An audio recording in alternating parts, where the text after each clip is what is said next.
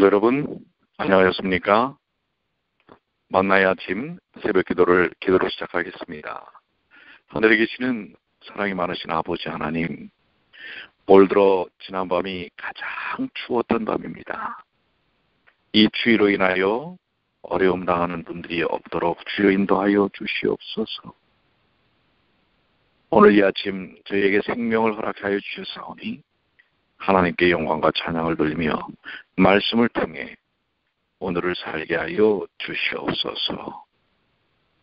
주님의 풍성하신 은혜를 누리는 귀한 시간 되도록 인도해 주시기만을 예수님의 이름으로 간절히 기도드리옵나이다. 아멘. 네, 오늘은 요한일서 2장 15절로 우리 23절까지 있는 말씀입니다. 요한일서 2장 15절로 23절입니다. 이 세상에 있는 것들을 사랑치 말라. 누구든지 세상을 사랑하면 아버지의 사랑이 그 속에 있지 아니하니 이는 세상에 있는 모든 것이 육신의 정욕과 안목의 정욕과 이생의 자랑이니 다 아버지께로 쫓아온 것이 아니요 세상으로 쫓아온 것이라.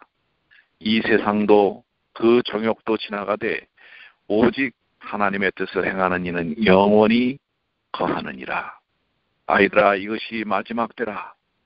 적그리스도가 이르겠다 함을 너희가 들은 것과 같이 지금도 많은 적그리스도가 일어났으니 이러므로 우리가 마지막 때인 줄 아노라.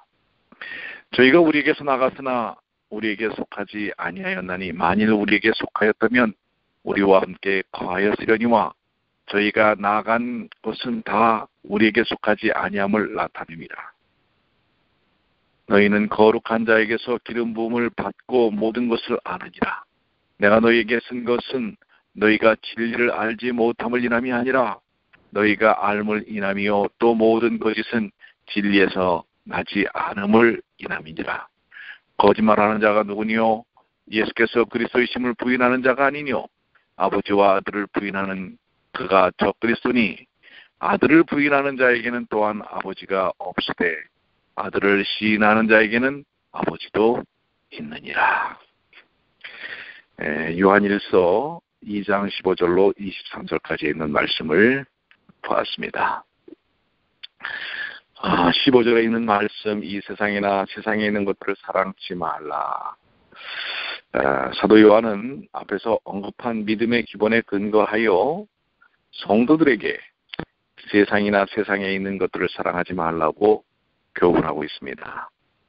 우리는 왜 세상과 세상에 있는 것을 사랑하지 말아야 하는가? 그것은 세상을 사랑하는 자는 하나님께 대한 사랑이 없는 자들이기 때문에 그렇습니다. 아버지의 사랑이라는 말은 아버지께 대한 사랑이라는 뜻인 줄 우리는 생각해야 합니다.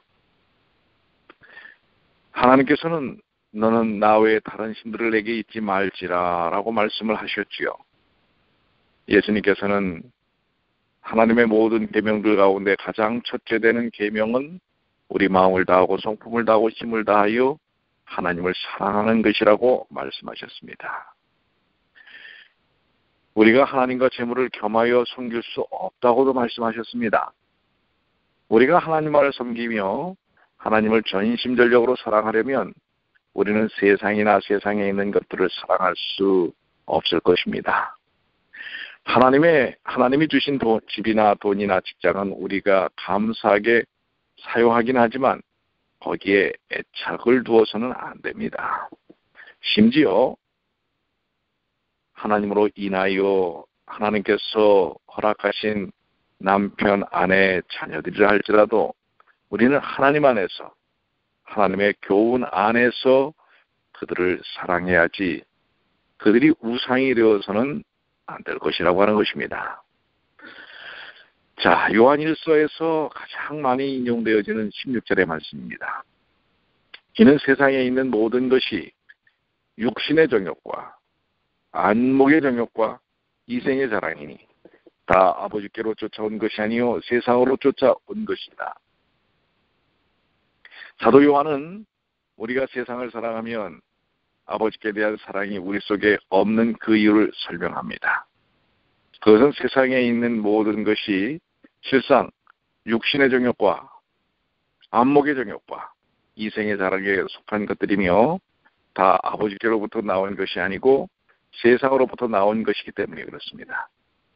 세상의 모든 것들은 육신의 정욕, 즉 쾌락과 음란으로 더러워져 있고 안목의 정욕, 즉 눈으로 보는 육신적 아름다움의 축으로 더러워져 있습니다. 그러나 실상 육신적 아름다움은 그렇게 가치가 있는 것이 못 됩니다. 그래서 잠언에서 말씀하시기를 고운 것도 거짓되고 아름다운 것도 헛되나 오직 여호와를 경외하는 여자는 칭찬을 받으리는 것이라고 말씀하고 계십니다. 세상의 모든 것들은 이생의 자랑, 즉 명예나 권세 등 이 세상의 자랑거리들을 추구하는 것으로 더러워져 있습니다. 이것들은 한결같이 헛된 것들임에도 불구하고 사람들은 그것들을 사랑하고 추구하고 있는 것입니다. 그러므로 하나님을 알고 소망을 가진 성도들은 헛되고 죄악된 이 세상과 세상에 있는 것들을 사랑하고 추구하며 살지 않는 것입니다. 우리는 영원한 하늘에 소망을 두는 사람들이기 때문에 그렇습니다. 17절 이 세상도 그 정욕도 지나가되 오직 하나님의 뜻을 행하는 이 영원히 거하느니라. 그렇습니다. 이 세상의 것들은 다 지나가고 맙니다. 또 세상과 함께 우리의 육신의 정욕과 안목의 정욕과 이생의 자랑도 다 지나가고 맙니다. 그래서 전도서는 세상의 모든 것들이 다 헛됨을 반복적으로 증거하기를 전도자가 가로되 헛되고 헛되며 헛되고 헛되니 모든 것이 헛되다라고 하고 계시지 않습니까? 전도서에 헛되다는 말이 38번이나 사용됩니다. 또 이사야 선지자는 하나님의 영감 가운데 외치기를 모든 육체는 풀이요 모든 아름다움은 들의 꽃 같으니 풀은 마르고 꽃은 시들음은 여호와의 기운이 그 위에 불미라. 이 백성은 실로 풀이로다. 풀은 마르고 꽃은 시드나 우리 하나님의 말씀은 영원히 서리라고 하고 계십니다. 본절에서 요한이 분명히 언급하고 있지요. 이 세상도 그 정욕도 지나가되 오직 하나님의 뜻을 행하는 이는 영원히 거하느니라 라고 증거하고 있습니다.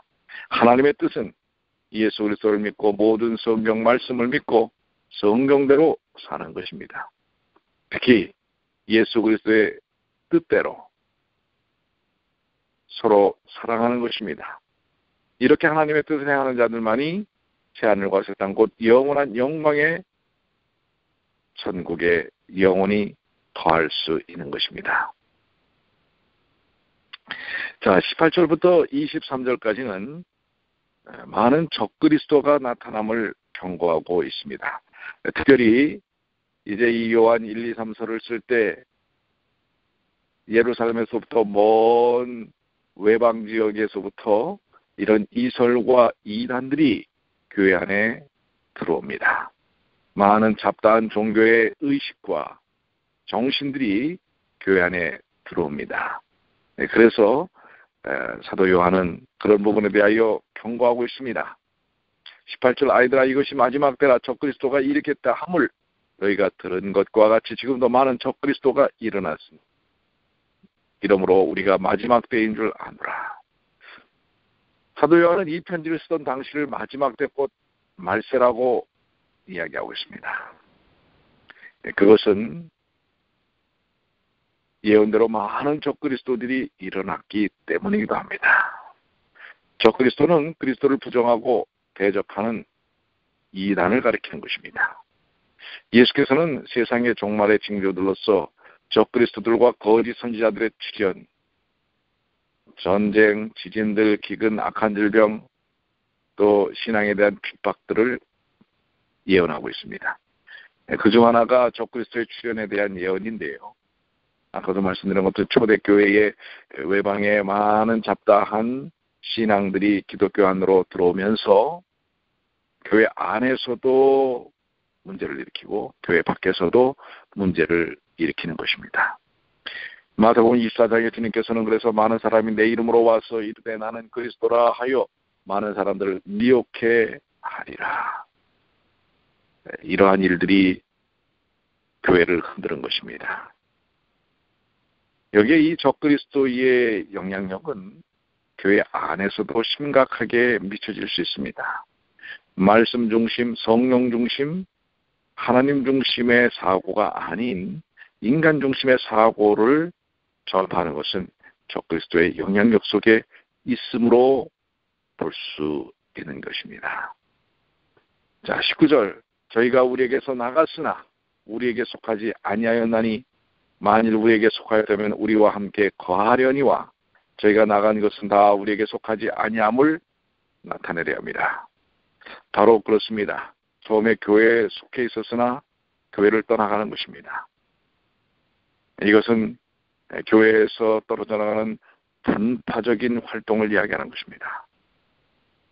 그리고 나가서는 교회를 대적하는 것입니다. 배교하고 대항하고 대적합니다. 이러한 일들이 이미 초기 초대교회에서도 이러한 현상들이 있었다고 하는 것입니다.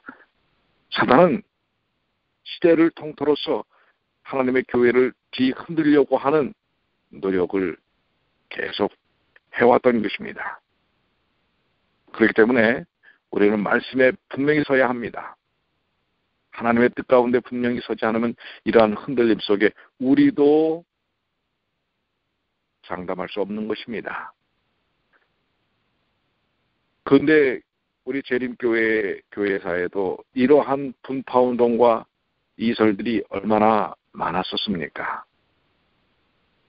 그러한 일들을 통해서 하나님의 교회를 흔들려고 하는 노력들이 있지만 교회는 하나님의 몸입니다. 하나님께서 인도하시는 것입니다. 하나님께서 지키시는 것입니다. 그렇기 때문에 하나님의 역사하심과 인도하심 속에서 이 교회는 하나님의 몸된 교회는 하나님의 능력 가운데 지켜진다는 사실을 기억해야 합니다. 오늘날에도 교회 속에서 이러한 흔들림들이 많이 있을 수 있습니다. 그러나 여전히 하나님께서는 하나님의 교회를 지키시고 인도하신다는 사실을 기억해야 할 것입니다. 20절로 21절에 너희는 거룩한 자에게서 기름 부음을 받고 모든 것을 아느니라. 내가 너희에게 쓴 것은 너희가 진리를 알지 못함을 인함이 아니라 너희가 알물 인함이라. 또 모든 거짓은 진리에서 나지 않음을 인함이자. 구원받은 성도는 거룩한 자 곧 하나님께서부터 기름 부음을 곧 성령의 역사를 통해서 사는 것입니다. 성령은 진대신 하나님의 영이시요 하나님이십니다. 그분은 우리에게 모든 진리를 가르쳐 주시고 깨닫게 해주십니다. 진리의 영이시기 때문에 그렇습니다. 요한은 성도들이 진리를 알지 못하기 때문에 편지하는 것이 아니고 진리를 알고 있기 때문에 한다고 말하고 있습니다. 즉 진리 속에 분명하게 온전하게 쓰도록 성령께 자신들을 맡기도록 지도하는 것입니다. 사도 요한은 또 이단에 대해 말하는 것은 모든 거짓이 진리에서 나지 않았기 때문이라고 말하고 있습니다. 성령은 진리의 영이라고 말씀하셨죠. 그분이 우리에게 모든 진리를 깨닫고 믿게 하셨으므로 우리는 바른 길, 올바른 길, 참된 길이 무엇인지를 깨닫고 참된 진리 가운데 굳건히 서야 하는 것입니다. 22절로 23절에 거짓말하는 자가 누구니요? 그리스도께서 그리스도이심을 부인하는 자가 아니뇨? 아버지와 아들을 부인하는 그가 적그리스도니 아들을 부인하는 자에게는 또한 아버지가 없으되 아들을 시인하는 자에게는 아버지도 있느니라. 우리가 적그리스도 혹은 이단을 분별할 수 있는 기준이 무엇인가? 그것은 먼저 성경입니다. 그런데 성경은 그것을 두 가지 면에서 말하고 있습니다. 첫째는 말씀 중심의 교리적인 면이고 둘째는 윤리적인, 도덕적인, 윤리적인 면입니다. 베드로후서 2장 1절로 3절에 그러나 민간에 또한 거짓 선지자들이 일어났나니 이와 같이 너희 중에도 거짓 선생들이 있으리라. 저희는 멸망케 할 이단을 가만히 끌어들여 자기들을 사신 주를 부인하고 임박한 멸망을 스스로 취하는 자들이라. 여럿이 이를 삼으니 저희 심판은 옛적부터 지체하지 아니하며 저희 멸망은 차지 아니하느니라. 그렇습니다. 우리가 말씀을 통해서 이설과 이단을 분별하는 것은 첫 번째, 그 말씀, 그들이 주장하는 주장이 하나님의 말씀에 합당한가라고 하는 것입니다. 말씀의 기본적인 진실함에서 벗어났는가 아닌가라고 하는 것입니다. 말씀으로 살펴야 합니다. 그러나 오늘날 많은 사람들이 자기 입장에서 말씀을 드러내려고 합니다. 그리고 해석하려고 합니다. 그렇기 때문에 다양한 입장들을 밝히는데, 그러나 하나님의 뜻은 분명한 것입니다. 그렇기 때문에 우리는 말씀을 통해 하나님의 뜻이 무엇인지를 알고자 해야 하고, 내가 믿고 있는 바를 주장하는 것이 아니라 그분이 우리에게 밝혀주신 것을 믿어야 하는 것입니다. 두 번째는 윤리적인 부분이라고 그랬죠. 그들의 삶이 윤리적이고 도덕적이고 영적이지 않는다면 그것은 이설일 수밖에 없는 것입니다. 틀린 것입니다. 앞으로 주장하는 바는 아주 근사하게 하면서 뒤로는 엉뚱한 것들을 한다고 한다면 그것은 온전한 말씀 중심의 삶이 아니라고 하는 것입니다. 이런 이단과 이설뿐만 아니라 우리 성도들의 삶도 마찬가지입니다. 본인들이 주장하는 바가 말씀에 합당한지를 살펴봐야 할 것이고요. 또 그 말씀에 부합한 인생을 사는가를 봐야 할 것입니다.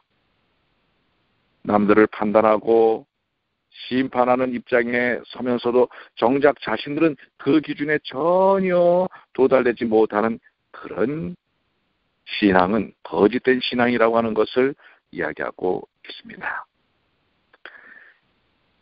지금 말씀을 통해서 누가 거짓말하느냐, 누가 그리스도를 부인하느냐라고 이야기하고 있지요. 오늘 지금의 이 시대 속에서 겉으로는 그렇지 않은 것 같지만은 속으로 들어가면은 그리스도를 부인하고 하나님의 말씀을 왜곡시키는 많은 노력들이 있어 왔고 지금도 있다고 하는 사실입니다. 자, 우리는 말씀으로 돌아가야 할 것입니다. 하나님께서 주신 분명한 진리의 빛 가운데 살아야 할 것입니다. 오늘날 거짓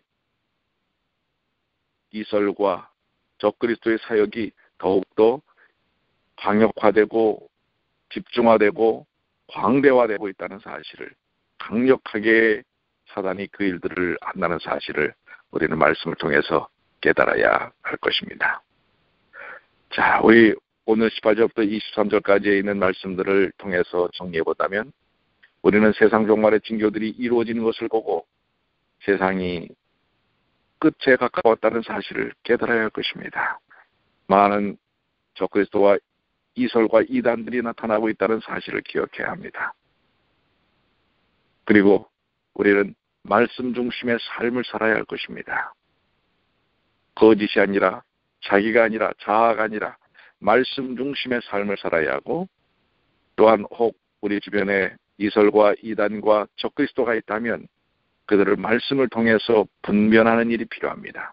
먼저는 말씀 속에 합당한가, 둘째는 그들의 삶의 모습이 영적인가, 윤리적이고 도덕적인가, 이런 부분들을 봐야 할 것입니다. 우리는 도전의 시대에 살고 있습니다. 많은 흔들림이 우리 주변에 있을 수 있습니다. 이럴 때 굳건히 하나님을 바라보시고 오늘 주신 말씀들을 묵상하시면서 말씀 가운데 분명하게 서시는 주님의 귀한 자녀들이 되시기를 간절히 축원합니다. 기도하시겠습니다. 아버지 하나님, 오늘 저희들의 삶을 통해 많은 사단의 도전이 다가옵니다. 16절에 있는 말씀처럼 우리에게 육신의 정욕과 안목의 정욕과 이생의 자랑 속에 혹시 빠졌던 순간들이 없는지 모릅니다. 이제 신앙의 본질인 진리의 영께서 인도하시는 말씀 중심의 삶을 살게 하여 주시고, 또 그 깨달은 바들을 잘 나누는 삶을 살게 하여 주시옵소서. 오늘 너무도 춥습니다. 우리 성도들 이 추위 속에서 어려움당하지 않도록 도와주시고, 이 추울 때 여러 가지 사고들이 일어날 수 있습니다. 몸이 움츠러들기 때문에 그렇습니다. 우리 모든 성도들을 지켜주시고 또 주님의 교회를 지켜주시옵소서. 어제 거기에 대한 대비책들을 다 세웠지만 또 혹시 너무 춥기 때문에 수도관이나 여러 시설물들이 문제가 생기지 않도록 주여 인도하여 주시옵소서. 오늘도 주님 안에서 강건하고 건강한 삶을 살 수 있도록 인도해 주시기만을 사랑이 많으신 우리